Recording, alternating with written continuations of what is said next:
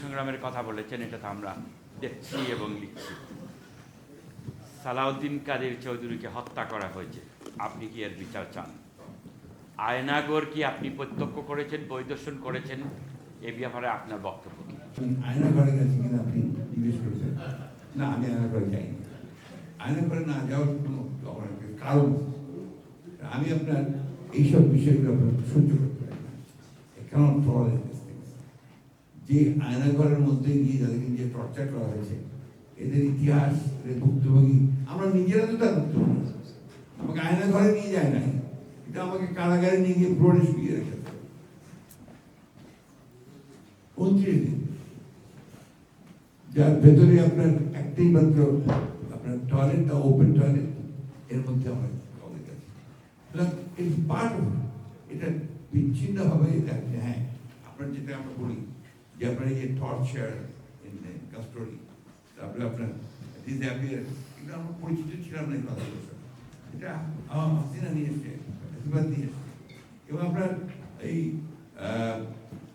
Mexico, আপনার Latin American country, এই দেশগুলোতে আমরা আপনার এই গুম হয়ে যাওয়ার ব্যাপারটা জানতাম, আমরা জানতাম। এটা আওয়ামী লীগ হাসিনা নিয়ে এসছে, এটাকে যেন নির্মূল করা যায়, ভবিষ্যতে কোনো সরকার যে নির্ধারণ করতে না পারে, তার চেষ্টা নিয়ে আমাদের সরকার। বহুদিন আগে বাংলাদেশের প্রধান বিচারপতি এটিএম আফজাল, তিনি শেখ হাসিনাকে বলেছেন রং হেডেড। রং হেডেড লেডি, তুমি যখন আপনি তাই বলে যান। এখন যেহেতু একটা আপনার জীবনের মায়া আছে নিয়ে তিনি আছেন, এত যদি মানুষের প্রতি ভালোবাসা, বাংলাদেশের প্রতি ভালোবাসা, ভালোবাসা ফেস করেন না কেন? আমাদের নেত্রী দেশটি বেগম খালেদা জিয়া বললেই দেশ ছেড়ে চলে যান, আর প্রত্যেকবার দেশ ছেড়ে চলে গেছে, পালিয়ে গেছে, লিভিং এ সাইড আর পার্টি। দলে সরকার নেতা কর্মীদের কি অবস্থায় আছে না আছে কিচ্ছু না জেনে তিনি পালিয়ে গেলেন। আপনারা এখনো প্রধানমন্ত্রী বলে কথা বলবেন আমাকে? ওই একই কথা হলো, যারা বলছে তারা তো ফ্রি অবস্থার প্রতি পড়ে। এখন যে বিষয়টা সেটা ইয়েছে যে ভারতে যে শেখ হাসিনা আশ্রয় নিয়েছে, তাদের ব্যাপার। আমরা যেটা সবসময় প্রত্যাশা করি যে আপনার একটা মৌলিক নীতি আছে, নীতি হচ্ছে আশ্রিত ব্যক্তি কখনো কথা বলবে না, তিনি কথা বলছেন। এটা আমরা প্রতিবাদ করেছি, ভোট করেছি, এমনকি এই গভর্নমেন্টও প্রতিবাদ করেছে। সুতরাং এটা অত্যন্ত পরিষ্কার যে ভারতের সঙ্গে আপনি কি নীতি হবে, ভারতের সঙ্গে কি নীতি হবে সেটা নির্ভর করবে আপনার আমাদের প্রয়োজনের উপরে, তাগিদের উপরে, কি সমস্যা তার উপরে। কিন্তু আমার সোভারেন্টিতে, আমার সার্বভৌমত্বের পরে যদি কোনো হাত পড়ে, সেটা আমরা কোনোদিন সহ্য করবো। ভেতরে আমার দেশের কাজ আমি সিদ্ধান্ত নেবো, অন্য কেউ সিদ্ধান্ত নেবে। এখানে কেউ আমাকে রিজেক্ট করবে, ওই বড় দাদাগিরি করবে, এটা আমরা কখনই মেনে নেব না। আমরা সাথে স্বাধীন করেছি, সেই স্বাধীন করেছি কিন্তু আমরা পাকিস্তান থেকে বেরিয়ে এসেছি, ভারতের পেটের মধ্যে ঢোকার জন্য নয়। এটা খুব পরিষ্কার করে বলা হচ্ছে সকল। একটা কথা মনে রাখতে হবে যে আমরা পাকিস্তান থেকে বেরিয়ে এসেছি, ওটাও মাথায় রাখতে হবে। তো বেরিয়ে এসেছি কেন? যে তারা আমাদের সঙ্গে বৈষম্য করেছে, তারা আমাদের বর্ণনা করেছে, অত্যাচার করেছে। আজকে আরেকটা দেশ 15 বছর ধরে সেইটা প্রভাব খাটিয়েছে এই সরকারের উপরে, হাসিনা সরকার। সুতরাং সেই ক্ষেত্রে নিঃসন্দেহে আমাদের দেশের মধ্যে আমরা যারা দেশপ্রেমী দল আছি, রাজনৈতিক দল আছে, আমরা কোনো মতেই এটাকে মেনে নেব না যে আমার দেশের ভেতরে কেউ হস্তক্ষেপ করবে, এবং সেটা আপনারা ইয়াস আলী সাহেবের ব্যাপারে আমরা করছি না।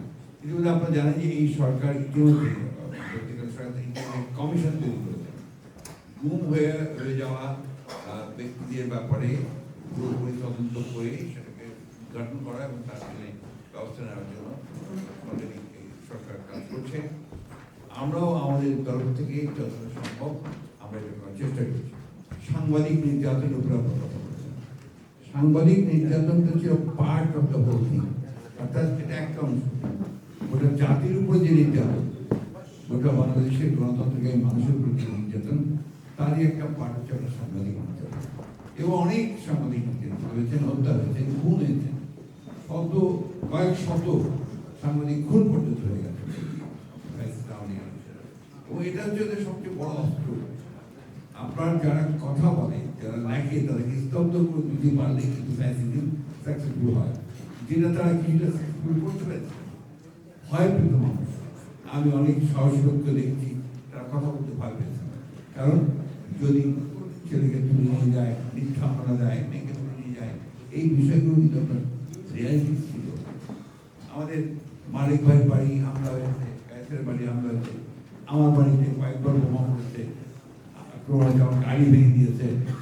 এটা বাংলাদেশের কমন পিকচার ছিল, আলাদা করে আমি দেখছি না। এবং আপনাকে নিশ্চয়তা করতে পারি যে প্রত্যেকটা বিষয়ে আমরা খুঁজে খুঁজে বের করার চেষ্টা করা হচ্ছে। এই সরকারও চেষ্টা করছে। একটা কথা বলতে যে আপনাকে সময় দিতে হবে, 3.5 মাস 4 মাসের মতো বোধ হয়, 3.5 মাস হচ্ছে। ইতিমধ্যে একটা ভঙ্গুর একটা ব্যবস্থা, যেখানে পুলিশ ছিলই না বলা চলে, সেখান থেকে আমরা আবার ফিরিয়ে নিয়ে এসে এদেরকে এই বিষয়গুলোকে দ্রুততার সঙ্গে নিয়ে যাওয়া, এটা একটু সময় লাগবে। তবে এটা করা হচ্ছে আন্তর্জাতিক বিশ্ব বা ভারতে এবং ওখানে লবিং করে আমাদেরকে সাকসেস আনতে হবে। এবার তো তা হয়নি, তা আমরাই করেছি, ছেলেরাই করেছি। কোনো দেশ দরকার হয় না আমাদের, তাই না? লবিং নিয়োগ করার ব্যাপারটা আমার মনে হয় আমরা এই ব্যাপারটাকে মনে করি এটাকে ভিন্ন ব্যাপার। লবিং নিয়োগ করে কিছু হয় না, তার প্রমাণই পাবে। আমেরিকার মধ্যে লবিস্ট কেউ নিয়োগ করে না, কত কোটি কোটি ডলার তারা ব্যয় করেছে লবিস্ট নিয়োগ করে। করতে সেভ আমাদের পিপুল। আপনার হ্যাঁ, জনমত তৈরি করবেন, বিশ্বে সেই জনমত তৈরি করবেন। আপনারা দেশে আছেন, দেশের আমি বিএনপির পক্ষে বলব, গণতন্ত্রের পক্ষে আপনারা কথা বলবেন, সেটা এস্টাবলিশ করবেন। সেটা করলে আপনারা করেছেন, আপনারা কম কাজ করেননি।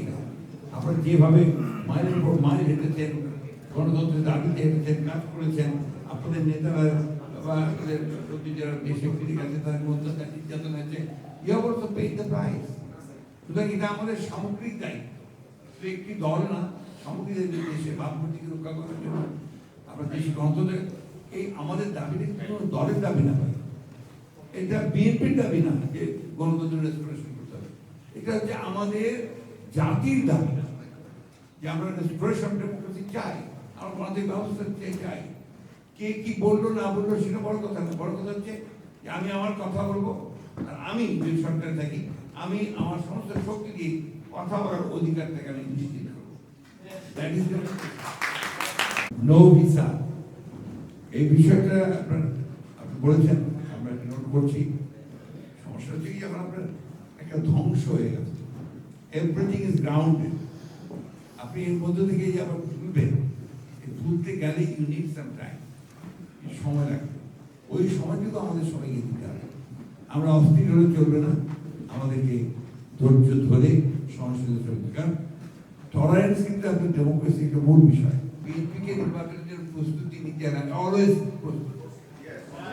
কালকে বলবেন কালকে আমি নির্বাচন দেবো,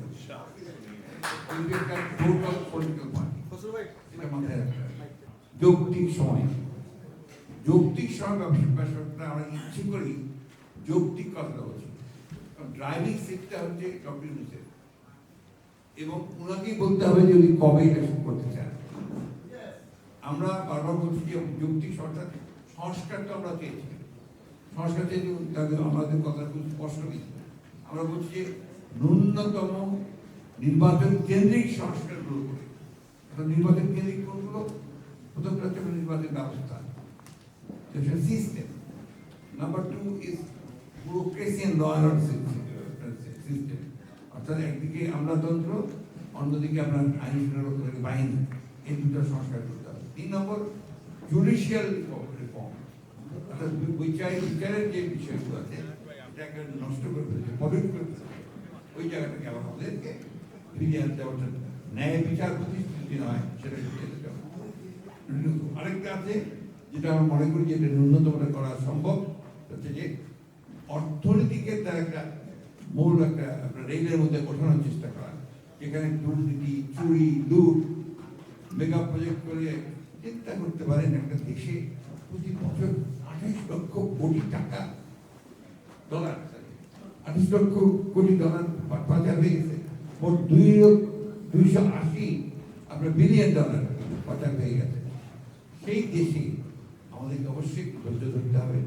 আমরা চেষ্টা করছি, সবাই মিলে চেষ্টা করছি, আমরা প্রেমে এনে বলি, আমরা সবাই মিলে চেষ্টা করছি যেটা আমরা একটা জায়গায় নিয়ে যেতে পারি। শুধু একটু ধৈর্য ধরেন, একজন থেকে কথা বলবে, আপনার বিভিন্ন কথা বলছে, অনেকেই বলছে যে 2 বছর, 4 বছর, 3 বছর, আমরা কিন্তু কোনো বছর বলি না, আমরা মাসও বলি না, আমরা বলেছি যৌক্তিক সময় বলি। কথাটাই আমাকে মনে হচ্ছে আমাদের জন্য অ্যাপ্রোপ্রিয়েট।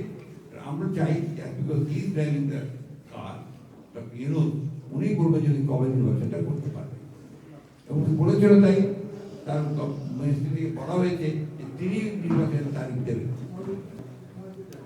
জাতীয় সরকার গঠনের কোনো কথা আমরা বলিনি, কারণ আমরা মনে করি যে এখন যে সরকারটা আছে, আমরা মনে করি তার মধ্যে জাতীয় সরকার এর চেয়ে ভালো কিছু হবে না, বরঞ্চ জাতীয় সরকার আসতে আরো বেশি সমস্যা তৈরি হবে।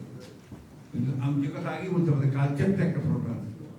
কালচার যে অন্য political party don't trust each other. এখন যদি আমরা সবাই মিলে একটা সরকার গঠন তো করতেই পারবেন না, যদি করেন সেটাকে আমরা ইফেক্টিভ করতে পারবো না, কার্যকরী করতে পারবো না, সেই কারণে ওই প্রস্তাব আনেননি। তবে আমি যেটা বলছি সেটা হচ্ছে যে আপনার সমস্যা তৈরি করা হচ্ছে, এটাকে বাংলাদেশের মানুষ ওভারকাম করতে পারবে। বিদেশিদের উপর নির্ভর করে আমি মনে করি যে আমাদের গণতন্ত্রকে প্রতিষ্ঠা করা যাবে না। কারণ আমাদের দেশের প্রেক্ষিতে আমার দেশের চারিপাশে নিয়ে আমাকেই সেই কাজটা করতে হবে। আপনাদের এখনো যোগাযোগ রাখছি। আমি এই সুযোগে বলে নেই যে এখানে আপনারা যুক্তরাজ্যে প্রবাসী যারা আছেন তারা এই আন্দোলনে যেভাবে সহযোগিতা করেছেন, এটা আনপ্রেসিডেন্টেড। এটা করেছে এই জন্য যে আপনারা এই চান যে আপনার দ্রুত বাংলাদেশের গণতন্ত্র ফিরে আসে, এবং এখনও তারা সেই যোগাযোগ রেখেছেন। আমরা আমাদের পার্টির তরফ থেকে যে কমিটি আছে সেই কমিটিতে আমরা যোগাযোগ করছি। আমরা বাংলাদেশে যে আপনার ব্রিটিশ হাই কমিশন যেটা আছে তাদের সঙ্গে আমাদের বৈঠক হয়, আমাদের সঙ্গে যোগাযোগ অবশ্যই আছে। আমরা আবার যদির উপর ভিত্তি করে রাজনীতিটা কম করি। আমরা আশা করছি যে আমাদের দেশের বেগম খালেদা জিয়া তিনি খুব শীঘ্রই আপনাদের ইংল্যান্ডে আসবেন, লন্ডনে আসবেন চিকিৎসার জন্য, এবং সেখানে তিনি সুস্থ হবেন। আর আমাদের মধ্যে কোনো সমস্যা নেই যে ভারপ্রাপ্ত চেয়ারম্যান সাহেব তিনি প্রধানমন্ত্রী হলেন না ভারপ্রাপ্ত প্রধানমন্ত্রী হলেন, it will be definitely decide by our party, no problem, এটা নিয়ে কোনো সমস্যা নেই। ভারত আগে থেকেই আপনার ইন্টারন্যাশনালি যারা অনেক বেশি আপনার অ্যাক্টিভ, এটা আপনাদের কিছু দায়িত্ব আছে, যারা এখানে আমাদের বিএনপি লোক আছেন, বিএনপি নেতারা আছেন, তাদের একটা বড় দায়িত্ব রয়েছে এই যোগসূত্রটাকে আরো শক্ত করা, এবং আমি মনে করি যে তারা করছেন এবং ভবিষ্যতে ইনশাআল্লাহ আরো করবেন। আপনার একটা চারিত্রিক বৈশিষ্ট্য আছে, আমরা ওয়েস্টমিনিস্টার ফর্মে আমরা গণতন্ত্র আমাদের চাই। সেই ব্রিটিশ পিরিয়ড থেকে, যখন ব্রিটিশরা আমাদের শাসন করছে, তখন থেকে কিন্তু আপনার এই এক ব্যক্তি একটা ভোট সেইভাবেই আপনার চলে এসছে। আমরা we have become used to it. আপনার ইউরোপে যেটা সম্ভব, আপনার ইংল্যান্ডে নাই কেন সংখ্যানুপাতিক? কেন নাই? But that because that doesn't suit English people. ঠিক একইভাবে সংখ্যানুপাতিককে যে আপনার ধারণাটা, এটা আমাদের বাংলাদেশকে স্যুট করে না, আমরা মনে করি আবার, এবং আমাদের বেশিরভাগ রাজনৈতিক দলগুলি এটা মনে করে। কিছু সংখ্যক আপনার রাজনৈতিক দল আছে, ব্যক্তি আছেন যারা হয়তো একটু অ্যাডভান্স চিন্তা করেন অন্যভাবে। ইউরোপের কয়েকটা দেশে আছে, কিন্তু আমাদের এশিয়ান সাবকন্টিনেন্টে আপনার কম দেশে আছে, একমাত্র নেপালে করে। Nepal is facing the crisis every year. এই একটা কারণে নেপালের গভর্নমেন্ট পরিবর্তন, ফলে স্টেবিলিটি যেটা, স্থিতিশীলতা যেটা, সেটা খুব কম থাকে। অবশ্যই হবে ইনশাআল্লাহ। আমার এখন মনে আছে আমাদের সাইফুর রহমান সাহেব যখন আপনার ফাইন্যান্স মিনিস্টার ছিলেন, আমি তখন আপনার তো I had the privilege to accompany him to open the Osman Airport. So, যা কিছু হয়েছে বিএনপির সময় হয়েছে, বিএনপির সময় সে এক্সটেনশন হয়েছে, বিএনপির সময় আপনার এই যে সিলেটের ব্যাপারটা আপনার কনফার্ম করা হয়েছে ইন্টারন্যাশনাল এয়ারপোর্টে। নিঃসন্দেহে আমরা অতীতে সামনের দিকে আমরা আরো অনেক কাজ করতে। আমি গত 3 তারিখে আমার সুযোগ হয়েছিল আপনাদের সঙ্গে কিছু কথা বলার। আমার সেই কথাগুলো যতটা সম্ভব আমি আপনাদের সঙ্গে তুলে ধরার চেষ্টা করেছি। আমাদের দেশের রাজনীতি অবস্থা সামগ্রিকভাবে যে ছাত্র জনতার অভ্যুত্থানের ফলে গণতন্ত্র ধ্বংসকারী ফ্যাসিস্ট খুনি শেখ হাসিনার পালিয়ে যাওয়ার মুহূর্ত, ব্যাকগ্রাউন্ড, তার পরের ঘটনাগুলো আমি আপনাদের সামনে সেদিন কিছুটা তুলে ধরার চেষ্টা করেছি। যে দীর্ঘ 15 বছর আমরা গণতন্ত্রের জন্য সংগ্রাম করেছি। আওয়ামী লীগ নেত্রী শেখ হাসিনা তিনি ক্ষমতায় আসার পর থেকেই অত্যন্ত সুপরিকল্পিতভাবে, সুচতুরভাবে তিনি গণতান্ত্রিক প্রতিষ্ঠানগুলোকে ধ্বংস করেন।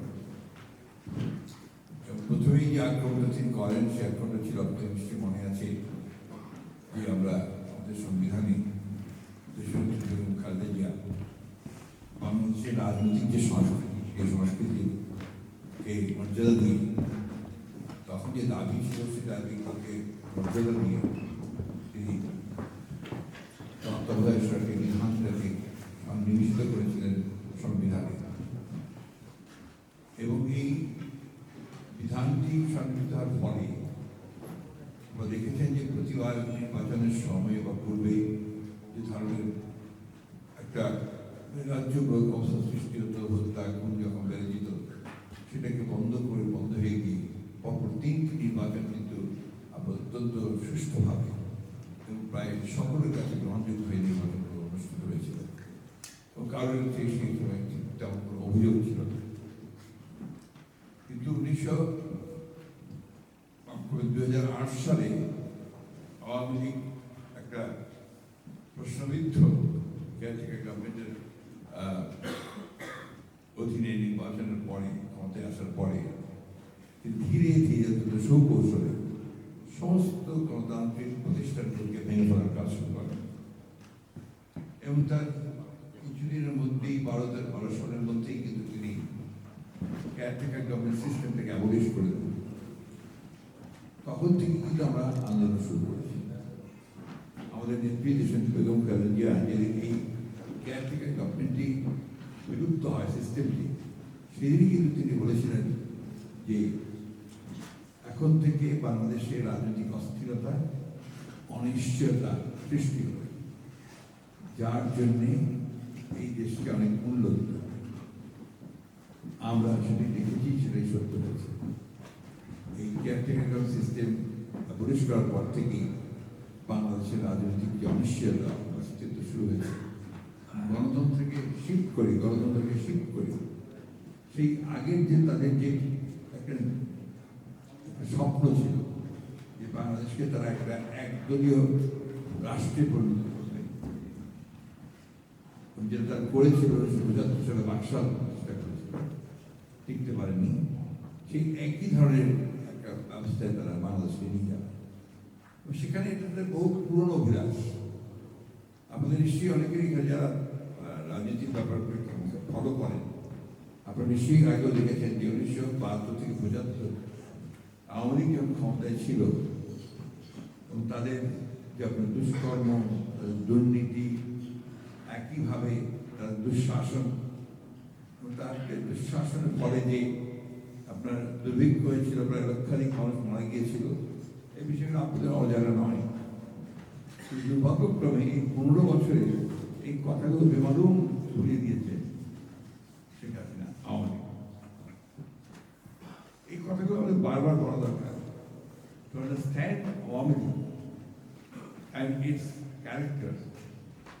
আপনাকে এই কথা বলতে হয় জন্য যে আওয়ামী লীগের, আমার কাছে যেটা মনে হয় যে আওয়ামী লীগের চারিত্রিক বৈশিষ্ট্যের মধ্যে 2টো বৈশিষ্ট্য প্রবল। একটি হচ্ছে সন্ত্রাস, একটি হচ্ছে দুর্নীতি। জোর করে ক্ষমতা দখল করে রাখার যে প্রবণতা, যেটার জন্য তারা অনেক কিছু করে, সেটা তারা করেছে। অন্যদিকে দুর্নীতি, এটা ভয়াবহ একটা রূপ নিয়েছে। এই বিষয়গুলো কিন্তু আমাদের বারবার মনে করতে হবে। যদি আমরা মনে না করি তাহলে আমরা ভুল করব। আমি যে কথায় যাচ্ছিলাম যে পরবর্তীকালে 1972 দুঃখিত 2008 সালের পর থেকেই এই প্রবণতা শুরু হয়েছে এবং একটা সময় 2012 সালে তত্ত্বাবধায়ক সরকারের বিধান বাতিল করে দিলেন একটা খবর। সেই সময় পার্লামেন্ট ছিল, পার্লামেন্টে আমরা অপোজিশন ছিলাম এবং একটা পার্লামেন্টারি কমিটি গঠন করা হয়েছিল, আপনার পার্লামেন্টারি কমিটি। এখানে সুরজিৎ সেনগুপ্ত ছিলেন, রাজেশ চৌধুরী ছিলেন, সমস্ত রাজনৈতিক দলগুলোকে সেখানে আহ্বান করা হয়েছিল। সমস্ত রাজনৈতিক দলগুলো কিন্তু সেখানে পরিষ্কার করে মত দিয়েছিলেন যে কেয়ারটেকার গভর্নমেন্ট সিস্টেমটা আরো বাড়ানো দরকার, ইলেকশনে তার অধীনে হওয়া দরকার, আগামী অন্তত আরো 2-3টি নির্বাচন হবে। এর মধ্যে বিচারপতি খায়রুলের একটা রায়, যে রায় থেকে আমি মনে করি যে বাংলাদেশের রাজনীতির ইতিহাসে সবচেয়ে কলঙ্কজনক অধ্যায়, কলঙ্কজনক একটা রায়। উনি ন্যায় বিচারের সমস্ত কিছুকে জলাঞ্জলি দিয়ে শুধুমাত্র শেখ হাসিনার ইচ্ছাকে চরিতার্থ করবার জন্য অথবা অন্য কারো অভিলাষাকে আপনার বাস্তবায়িত করার জন্য তিনি এটাকে পুরোপুরিভাবে রায় দিলেন যে এটা বাতিল করা যেতে পারে, তবে আরো 2টি নির্বাচন ভবিষ্যতে করা যেতে পারে। এটাকে যে যে বিচারটা রায়টা তিনি দিলেন সেটা ছিল শর্ট ভার্ডিক্ট। এরপরে 16 মাস পরে তিনি এটাকে পূর্ণাঙ্গ রায় লিখলেন। এই 16 মাসটা পূর্ণাঙ্গ রায় রাখার ফলে যেটা হলো, এর মধ্যে তিনি কিছু পরিবর্তন করে দিলেন আবার। এই বিষয়গুলো বাংলাদেশের রাজনীতিতে যেটা একটা সেট করে গিয়েছিল। আপনারা যুক্তরাজ্যে বাস করেন, যুক্তরাজ্য একটা সভ্য দেশ, গণতান্ত্রিক দেশ, বলা হয়ে থাকে যুক্তরাজ্যের মাদার ডেমোক্রেসি। এখানে তার সূতিকাগার। সেই যুক্তরাষ্ট্রে যারা বাস করেন বাঙালি, বাংলাদেশি, তারা আপনারা কিছু বুঝবেন।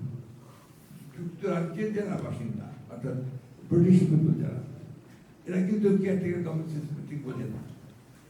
আমি এখানে অনেকবার এসেছি শুধু এটা বলার জন্য যে caretaker government system is the only answer, is the panacea for a peaceful solution of the political problem.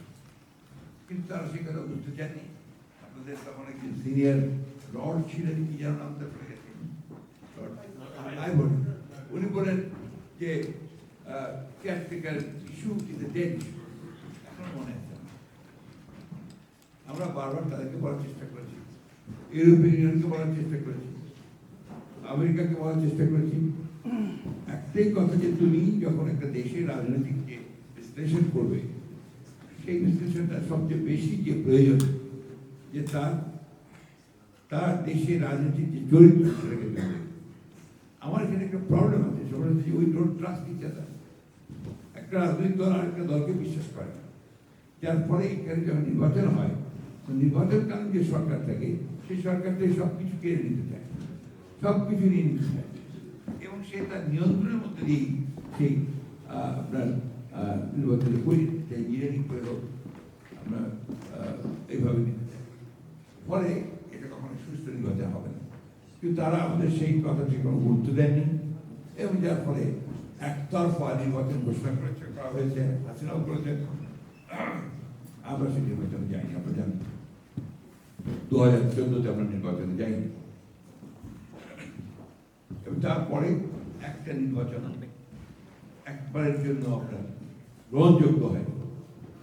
আমরা ভেবেছিলাম যে 2018-তে নির্বাচনে গিয়েছিলাম, ভেবেছিলাম যে 2018-তে নির্বাচন যাই যদি সেখানে কোনো পরিবর্তন হয়। শেখ হাসিনা আমাদেরকে সমস্ত রাজনৈতিক দলগুলো ডেকে বললেন যে আমি প্রমিস করছি, কাউন্ট করছি যে নির্বাচন সুস্থ হবে। আমরা ভেবেছিলাম যে সেটা হয়তো তিনি লিড করছেন, এমনকি আপনার এই থেকে বিভিন্নভাবে আলোচনার পরে নির্বাচনে আমরা গেছি, দেখা গেছে সেই নির্বাচন আগের রাতেই করে নিয়ে চলে গেছে। 2014-তে 154 জনকে আগেই আপনার ঘোষণা করে দিয়েছেন আনকন্টেস্টেড ইলেক্টেড। আর এবারকার আপনারা দেখেছেন 5ই জানুয়ারি 2024-এ আমরা তখন কারাগারে, দলের বেশিরভাগই সিনিয়র লিডাররা কারাগারে, এবং যার ফলে সেখানে আপনাদের এই নির্বাচনটা তারা একইভাবে করে নিয়ে চলে গেছে। আমি জিজ্ঞাসার জন্য এতটুকু কথা বললাম, সেটা হচ্ছে যে আপনার যদি ব্যবস্থাটা ঠিক না থাকে, নির্বাচনী প্রক্রিয়াটা যদি ঠিক না থাকে, আপনি গণতান্ত্রিক পরিবেশ যদি তৈরি করতে না পারেন, একটা লেভেল প্লেইং ফিল্ড যদি তৈরি করতে না পারেন, তাহলে আপনি কখনোই সেই সুষ্ঠু নির্বাচনটা পাবেন না, গ্রহণযোগ্য নির্বাচন পাবেন। এই কারণেই কিন্তু আমরা বারবার এই কথাটা বলে আসছিলাম। সাংবাদিক বন্ধুরা, আপনাদের কাছে বারবার এক কথা আমার প্রয়োজন নেই, আপনারা সবই জানেন। কিন্তু যে বিষয়টা হয়েছে, আমাদের ক্ষতি হয়ে গেছে প্রায় 15 বছর। আমরা যে একটা ট্র্যাকে উঠেছিলাম, কেয়ারটেকার গভর্নমেন্ট সিস্টেমের মধ্য দিয়ে আমরা একটা আপনার সুষ্ঠু গণতন্ত্রের দিকে যাওয়ার একটা রেলে উঠেছিলাম, ওইখান থেকে তারা আমাদেরকে নামিয়ে দিয়েছে। শুধু আমাদেরকে না, জাতিকে ক্ষতিগ্রস্ত করেছে। যার ফলে কি হয়েছে, সবচেয়ে মারাত্মক ক্ষতি হয়েছে যেটা, পার্লামেন্ট তারা নিজেরা গঠন করেছে, ওই পার্লামেন্টে কোনো অ্যাকাউন্টেবিলিটি ছিল না। অর্থাৎ সেখানে সরকারকে কোনো জবাবদিহি করতে হতো না, কোনো জবাবদিহি করতে হতো না। এটা হচ্ছে গণতন্ত্রের জন্য সবচেয়ে মারাত্মক, যে যারা সরকারে আছেন তাদেরকে কোনো জবাবদিহি করতে হবে, যা কিছু করে চলবে। এবং আপনার প্রেসকে নিয়ন্ত্রণ করা, শুধু নিয়ন্ত্রণ না, গলা টিপে ধরা, এমন কত আইন করেছে যে আইনগুলো অনেক আপনারা ভালো জানেন, digital security act, cyber act, সব মিলিয়ে সাহস করে কেউ একটা লাইন রাখার সুযোগ পেতে, সবখানে যে চাটুকারিতা, কে কত তাকে ভালো বলতে পারবে, কে কত তার আপনার প্রশংসা করবে, সেটাই ছিল তার কাজ। এবং কতগুলো সুনির্দিষ্ট আপনার মিডিয়াকে সেটা আপনার প্রমোট করার চেষ্টা করবে। দেখুন কি কষ্টের কথা যে আপনাদের কালিগসরা, যারা আপনার বড় বড় পত্রিকা চালাতেন সেই সময়, তারা প্রকাশ্যে তার চাটুকারিতা করেছে। তাকে গণতন্ত্র যদি আপনার চালু করতে হয়, গণতন্ত্রকে যদি আপনার প্রতিষ্ঠিত করতে হয়, তাহলে আমরা জানি যে আপনার media is the strongest pillar. সেই যদি আপনার শক্ত থাকে, তাহলে গণতন্ত্র শক্ত হবে। দুর্ভাগ্যক্রমে আমাদের সেই মিডিয়া নষ্ট করে গেছে সেখানে, যার ফলে যা হওয়ার তাই হয়েছে। 15 বছর আমরা আন্দোলন করেছি। আমাদের আন্দোলনকে অনেকে খাটো করে দেখার চেষ্টা করে। বিএনপি একা ছিল না, কিন্তু বিএনপি এর মধ্যে অনেকগুলো কাজ করতে পেরেছিল। আমাদের দেশের বেগম খালেদা জিয়া কারাগারে যাওয়ার পর থেকে উনি কারাগারে গেছেন কিন্তু মিথ্যা মামলায়। আমাদের নেতা তারেক রহমান সাহেব, তিনি চলে এসেছেন বহু আগে থেকে, নির্বাসিত হয়ে এসেছেন, কারণ তার বিরুদ্ধে মিথ্যা মামলা দিয়ে তাকে আপনার পাঠিয়ে দেওয়া হয়েছে। ইনফ্যাক্ট বিএনপির সবচেয়ে কঠিন সময় কেটেছে, মোস্ট ক্রিটিক্যাল টাইম কেটেছে। আপনার শুনলে অবাক হবেন, উনি জানেন হয়তো যে আমাদের 60 লক্ষ মানুষের বিরুদ্ধে মামলা হয়েছে, সব মিথ্যা মামলা, গায়েবী মামলা। প্রত্যেক বছর একটা মামলা দেয়, 2000-3000 আসামি করেছে। এখন ইউনিয়ন পর্যায়ে, ওয়ার্ড পর্যায়ে পর্যন্ত কেউ বাকি নেই আমাদের নেতারা। আমাদের 20,000-এর ওপরে নেতাগুলিকে হত্যা করা হয়েছে, খুন করা হয়েছে। সিলেটের ইলিয়াস আলী সহ 3 জন আপনার তার খুন হয়ে গেছে, এখন পর্যন্ত তাদের কোনো খোঁজখবর পাওয়া যায়। এই একটা ভয়াবহ ফ্যাসিজম তুলিয়ে আমরা লড়াই করেছি। এমন একটা বছর নাই যে আমরা জেলে যাই। এই মামলা মোকদ্দমা বেশিরভাগ আমাদেরকে কারাগারে আদালতের সামনে কাটতে হতো, এই অবস্থা। এবং তখন যেন একটা প্রতিযোগিতা শুরু হয়ে গেছিল পুলিশ আর আদালতের মধ্যে, যে কে কত বেশি কষ্ট দিতে পারে।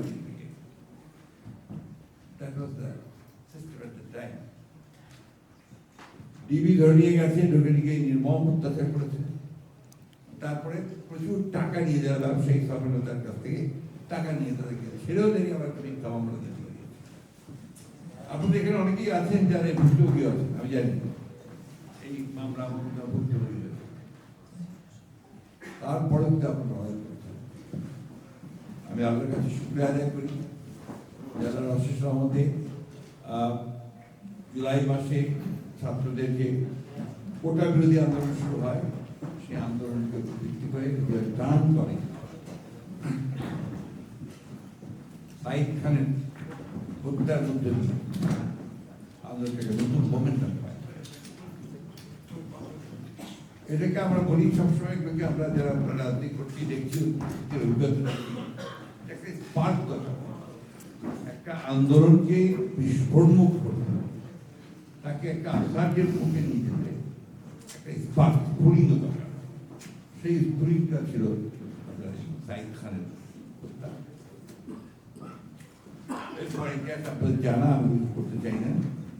এরপরে হাজার হাজার ছাত্রীকে হত্যা করা হয়েছে, মানুষকে হত্যা করা হয়েছে। আবার বিএনপির মানুষের রাস্তায় দাঁড়িয়ে প্রাণ দিয়েছে, ছাত্ররা প্রাণ দিয়েছে। প্রায় 426 জন আমরা পাই নেই, আমরা দিয়েছি যে আমাদের ছাত্ররা প্রায় 1010 মতো আপনার যারা চোখ চলে গেছে, বহু আছে। এরকম একটা অনেক আত্মত্যাগ, রক্তপাত মধ্য দিয়ে আমরা আপনার হাসিনা মুক্ত হতে পেরেছি, ফ্যাসিবাদ মুক্ত হতে পেরেছি। কিন্তু যখনই কাউকে জিজ্ঞেস করি ভাই কেমন, স্বস্তি পাচ্ছি না। আজকে আমি আমার অনেক পুরনো আত্মীয়, আমার সঙ্গে আগে খুব বেশি দেখা হয়নি, তার আমার স্ত্রীর আত্মীয়, আমি তার বাসায় গেছিলাম। ভদ্রমহিলা, তিনি ডাক্তার, তার পিতাও ডাক্তার ছিলেন। তো তিনি আমাকে জিজ্ঞেস করলেন, আমি কথাটা ওই জন্যই আনছি, তিনি বললেন যে দেশে কি শান্তি আসবে, দেশে কি গণতন্ত্র আসবে?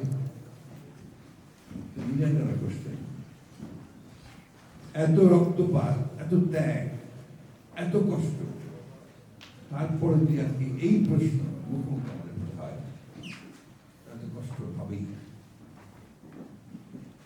আমাদের নেত্রী দেশনেত্রী বেগম খালেদা জিয়া 6 বছর কারাগারে গেছে, তার দুরারোগ্য অসুখ হয়ে গেছে কারাগার থেকে।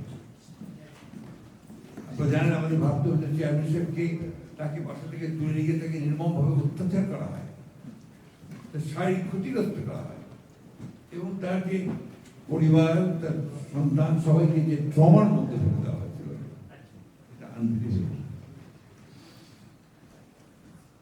এই যে প্রাইস আমরা এই যে মূল্যটা দিলাম, দিয়েছি, আমাদের সকলের একটাই প্রত্যাশা যে আমরা একটা সুন্দর গণতান্ত্রিক সমাজ ব্যবস্থা ফিরে পাবো, তাই তো নাকি?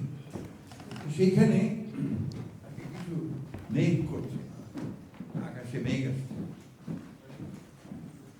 এটা বোধহয় আমাদের প্রাপ্য নয়। আমরা শুনতে পেয়েছি, আপনারা দেখেছেন যে ছোটখাটো ঘটনাগুলোকে কেন্দ্র করে সাম্প্রদায়িক সম্প্রীতি নষ্ট হওয়ার অভিযোগ আনা হচ্ছে, এমনভাবে প্রচারণা হচ্ছে কিছু বাংলাদেশি, ভারতবর্ষের কিছু মিডিয়া থেকে, যে মিডিয়াগুলো প্রচারণা করে আপনার এমনকি ওয়েস্টার্ন ওয়ার্ল্ডকে পড়তে ইনফ্লুয়েন্স করছে।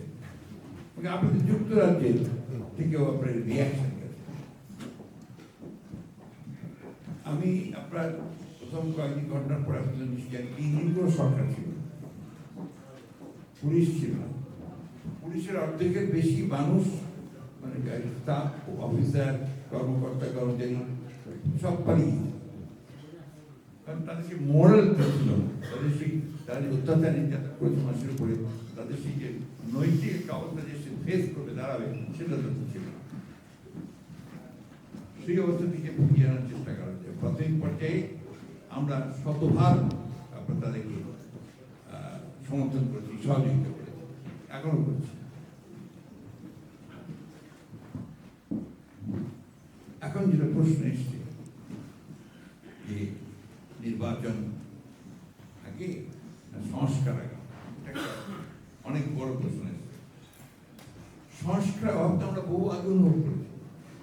যে সিস্টেমে চলছে দেশ, তাতে করে এখানে কখনোই সুষ্ঠু নির্বাচন হবে না, গণতন্ত্রকে সুষ্ঠুভাবে পরিচালনা করা যাবে না। এই কারণে 2016 সালে আমাদের দেশের বেগম খালেদা জিয়া তখন ছিলেন বাইরে, তিনি ভিশন 2030 বলে একটা আমরা ভিশন দিলাম। এবং সেখানে কিন্তু আমরা পরিবর্তন, সংস্কার, আমরা পার্লামেন্টের আপনার ব্যবস্থাগুলো পরিবর্তন করা, প্রেসিডেন্ট এবং প্রধানমন্ত্রীর ক্ষমতার মধ্যে একটা ভারসাম্য নিয়ে আসা, মন্ত্রীদের মধ্যে ভারসাম্য নিয়ে আসা, মানুষ অনেক বেশি ছিল এখানে, পার্লামেন্টে কাপড় হাউস থাকা দরকার, এগুলো নিয়ে আমরা জনগণের সামনে দিয়েছি এবং আহ্বান করছি যদি কারো কিছু বলার থাকে তারা আসলে বলবেন, আমরা সেগুলো সম্মান করবো। ওই একই জিনিসই আমরা আবার 2022 সালে আমরা সমস্ত রাজনৈতিক দলগুলোর সঙ্গে, যাদের সঙ্গে আমরা একসাথে কাজ করছিলাম, আন্দোলন করছিলাম, এবং আমরা জানেন বেশ কয়েকটা জোট করা হয়েছিল তখন, একটা গণতান্ত্রিক মঞ্চ, সমমনা দল, বড়দলীয় জোট, এই জোটগুলো সবাই মিলে আমরা কিন্তু আপনার একটা দিই, প্রথমে 27 দফা দিই, তারপরে 31 দফা। 27 দফার আগে ছিল আবার আপনার গোলাপবাগের মিটিং এর মধ্যে দিয়ে আমাদের কথা দিয়ে সেখানে 10 দফা দাবি দেওয়া হয়েছে। সেই 10 দফা দাবিতে কিন্তু সবাই সমর্থন করেছিল, ইনক্লুডিং জামাত। আমরা সমস্ত জাতিকে ঐক্যবদ্ধ চেষ্টা করি। আমাদের স্লোগান ছিল একটাই, জাতিকে ঐক্যবদ্ধ হতে হবে ফ্যাসিস্টকে সরানোর জন্য, গণতন্ত্রকে ফিরে পাওয়ার জন্য, রেস্টোরেশন অফ ডেমোক্রেসি। আমাদের দুর্ভাগ্য যে স্বাধীনতার 50-52-53 বছর পরেও আমাকে রেস্টোরেশন অফ ডেমোক্রেসির কথা বলতে হয়। 1971 সালে যখন আমরা আপনার পাকিস্তান হানাদার বাহিনীর বিরুদ্ধে লড়াই করি, আমাদের কিন্তু লক্ষ্য একটাই ছিল, এস্টাবলিশ ডেমোক্রেটিক একটা ডিসপ্যারিটি থাকবে না, মানবিক মূল্যবোধ থাকবে, সাম্য ন্যায় বিচার প্রতিষ্ঠার জন্য গণতান্ত্রিক সমাজ আমরা প্রতিষ্ঠা করতে হবে। সেইভাবে কিন্তু আমরা কাজ করেছি, যুদ্ধ হয়েছে। দেখেন 72 থেকে 75 সালের মধ্যে আওয়ামী লীগকে শেষ করে দিয়েছে, এবং 75 সালে তারা একদম সরকার বাদশা প্রতিষ্ঠা করে। এবং যদি কাউকে সবচেয়ে বড় অপরাধী বলতে হয় বাংলাদেশের গণতন্ত্রকে ধ্বংস করার জন্য, বাংলাদেশের আমি দেখবো আত্মা, সোল অফ বাংলাদেশকে ডিস্ট্রয় করার জন্য, it is culprit Awami League এককভাবে এটা করেছে। আমি কথা জোরের সঙ্গে বলি, সব জায়গায় বলার চেষ্টা করি যে why do you blame others. Awami League নিজে হাতে এই দেশের সমস্ত ভবিষ্যৎকে নষ্ট করেছে। যেখানে আমরা একটা গণতান্ত্রিক রাষ্ট্র চিন্তা করেছি, যুদ্ধ করেছি, সেখানে তারা নষ্ট করেছে। যাই হোক, এখন সংস্কারের প্রস্তাবটা আগেই দিয়েছে, 31 দফা দিয়েছে। এখন দেখছেন যে আমাদের সাহেবরা এখানে দেশে প্রায় প্রতিটি থানায় থানায়, জেলায় জেলায় 31 দফা নিয়ে আলোচনা করছে। আপনারা যদি 31 দফাটা ভালো করে দেখেন, তাদের এর বাইরে আর কোনো সংস্কার প্রস্তাব থাকার কথা, যেটা আজকে কথাগুলো আসছে সবগুলি সেখানে আছে। এবং সবচেয়ে বড় কথা যেটা, যে আপনার সংবিধানের প্রশ্ন এসছে, সংবিধান পরিবর্তন করতে হবে। আমরা তো দ্বিমত করি, আমরা যদি সংবিধানের পরিবর্তন, সংশোধন যাই বলেন না কেন, বা নতুন করে লেখা যেতেই বলেন না কেন, এটা কে করবে? এটা করার একটা কাজ। আমার এই কথাটা খুব সমালোচনা হয়েছে। আমি যখন বলি যে ম্যান্ডেট সংসদের, তাহলে একমাত্র যার দায়িত্ব সেটা হচ্ছে মানুষের, জনগণ, মালিক হচ্ছে জনগণ। জনগণের মালিকানার প্রতিফলন কি হয়? সংসদে, ইলেক্টেড বাই দ্য পিপল, সেটা আসছে সেটা। এখন কেউ কেউ বলছে যে না, আমরা দিয়ে দেবো। আপনারা কারা? আপনাদের ম্যান্ডেটটা কোথায়? অনেক প্রশ্ন করে যে হচ্ছে জুলাই আগস্টের ম্যান্ডেট, এটা তো কখনো একটা আপনার ওইভাবে করা যেতে পারে। তাহলে বিপ্লবী সরকার করতেন আপনারা, রেভলিউশনারি গভর্নমেন্ট করতেন, রেভলিউশনারি পরিবর্তন আনতেন, পুরো রেভলিউশন করতেন। সেটা যখন হয়নি, একটা সংবিধানের অধীনে আপনারা শপথ মধ্যে প্রয়োজনীয় যে গুরুত্বপূর্ণ বিষয়গুলো আছে সেই সংবিধান পরিবর্তনটা আনতে হবে, আমরা একমত। এবং সেই জন্য আপনারা যে সংস্কার কমিশন করেছেন, আমরা সেটা সবাই একমত। আমরা আমাদের দলের মধ্যেও কিন্তু আমরা কতগুলো সংস্কার কমিটি তৈরি করেছি, এবং আপনারা দেখেছেন যে আমাদের প্রস্তাবগুলো আমরা ইতিমধ্যে সংবিধান সংস্কার কমিটিকেও দিয়ে এসেছি, নির্বাচনকেও দিয়ে, কমিশনকেও দিয়ে এসেছি, অন্যান্য কমিটিগুলো আমরা দিয়েছি। অর্থাৎ we are working hard on it. আমরা দেশটাকে সুষ্ঠু অবস্থায় নিয়মের মধ্য দিয়ে চলার জন্য, রুল অফ ল প্রতিষ্ঠা করার জন্য, সুশাসন প্রতিষ্ঠা করার জন্য, সবচেয়ে বড় কথা হচ্ছে যে পার্লামেন্টের সুপ্রিমেসি দেওয়ার জন্য আমরা অবশ্যই কাজ করছি। আমরা আশা করব যে বর্তমান যে সরকার এখন আছেন, আমাদের সরকার আমরা বলছি, কারণ সবাই মিলেই আমরা এই সরকার নিয়ে আসছি, তারা এই বিষয়গুলো উপলব্ধি করবেন। এবং আমি যেটা বলি, এটা অনেক অনেক কিছু মনে করতে পারেন যে এখন বাংলাদেশের সামনে হঠকারিতার কোনো সুযোগ নেই। একটু স্লিপ করবেন, প্যারিস। আমরা যদি স্লিপ করে যাই, আমরা একে প্যারিস করে দেবো, করে দেবো। এই জন্য সবাইকে অত্যন্ত সাবধানতার সঙ্গে, সতর্কতার সঙ্গে কথাবার্তা বলতে হবে, একই সঙ্গে সাবধান সতর্কতার সঙ্গে কাজ এগুলো একটা পাঠ করে এগুতে হবে।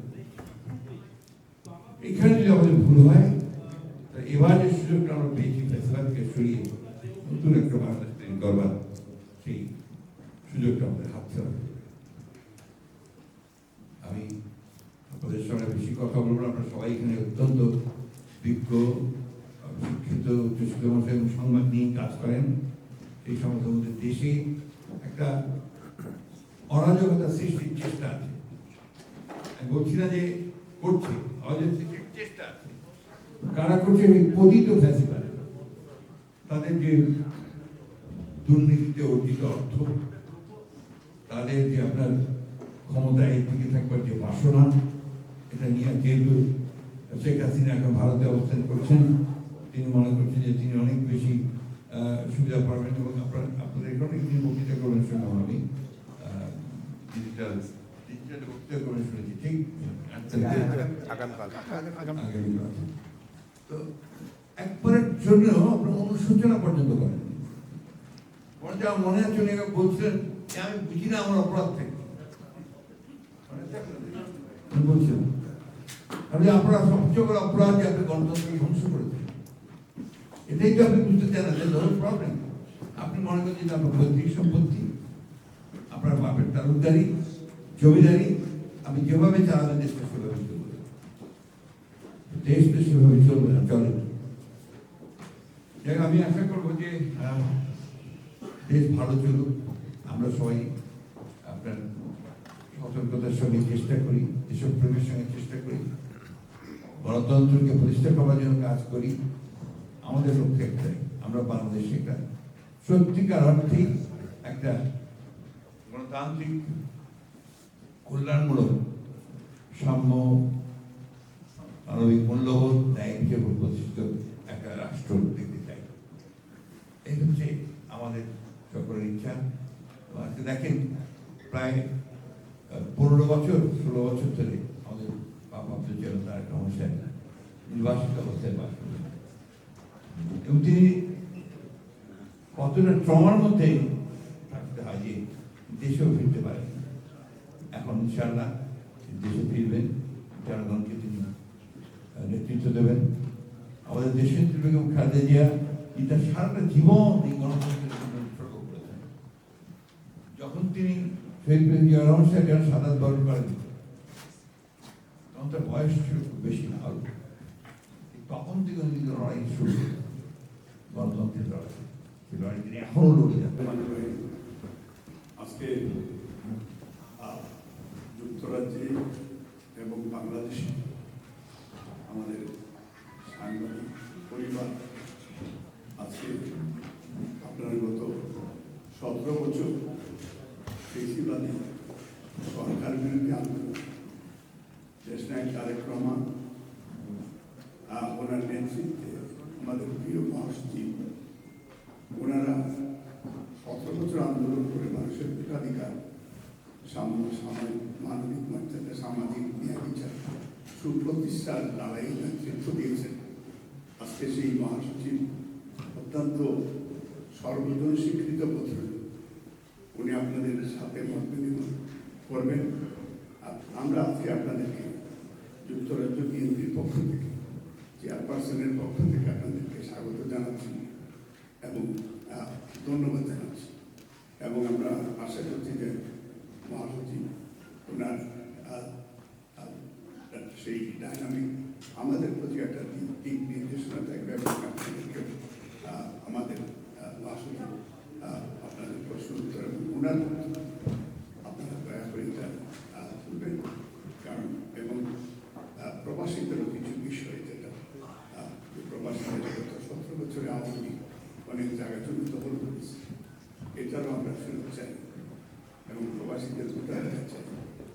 প্রবাসীদের আমাদের বাবা চেয়ারম্যান বলেছেন যে প্রবাসীদের মূল্যায়ন করা হয়। আমরা মহাসচিবকে আমরা বলবো যে আমরা অফকোর্স আপনাদের এবং অনেক আছে বিমানবন্দরেরও অনেক আছে। আবারও ধন্যবাদ, কৃতজ্ঞ আপনাদের কাছে যে আপনারা আজকে এইখানে সবাই উপস্থিত হয়েছেন এবং ধন্যবাদ মহান সচিব আমাদের সকলের সঙ্গে যেমন আমাদের প্রিয় মহাসচিব উনি আপনাদের উদ্দেশ্যে বক্তব্য দেবেন। উনি আসলে একটু অসুস্থ, তারপরে উনি এইখানে এই প্রচণ্ড ঠান্ডা হয়। আমি বলছি যত তাড়াতাড়ি সম্ভব না বক্তব্যের পরে আপনাদের সংক্ষিপ্ত বা যে প্রশ্ন দেবেন আপনারা। সাংবাদিক বৃন্দরা, প্রথমেই আমি যুক্তরাজ্য বিএনপির পক্ষ থেকে আজকে আপনারা এখানে উপস্থিত হয়েছেন তাই ধন্যবাদ এবং কৃতজ্ঞতা জানাচ্ছি। আজকে আপনাদের সামনে বাংলাদেশের সাবেক সফল মন্ত্রী, বাংলাদেশ জাতীয়তাবাদী দলের মাননীয় মহাসচিব মির্জা ফখরুল ইসলাম আলমগীর সাহেব আপনাদের সাথে মত বিনিময় করবেন। এই অনুষ্ঠানে যুক্তরাজ্য বিএনপি সংগ্রামী সভাপতি আলহাজ মালিক সাহেব উপস্থিত আছেন এবং সাথে সাথে যুক্তরাজ্য বিএনপি সিনিয়র নেতৃবৃন্দরা উপস্থিত হয়েছেন। আজকের এই গুরুত্বপূর্ণ এই মুহূর্তে বাংলাদেশের জাতীয়তাবাদী দল এবং বাংলাদেশ জাতীয়তাবাদী দলের 31 দফা বাংলাদেশের আগামী বাংলাদেশ কেমন হবে, বাংলাদেশ জাতীয়তাবাদী দলের ভারপ্রাপ্ত চেয়ারম্যান তারেক রহমানের ঘোষিত 31 দফা এবং বাংলাদেশ এবং মা বেগম খালেদা জিয়া সব বিষয়ে আমাদের মহাসচিব মহোদয় মত বিনিময় করবেন, কথা বলবেন।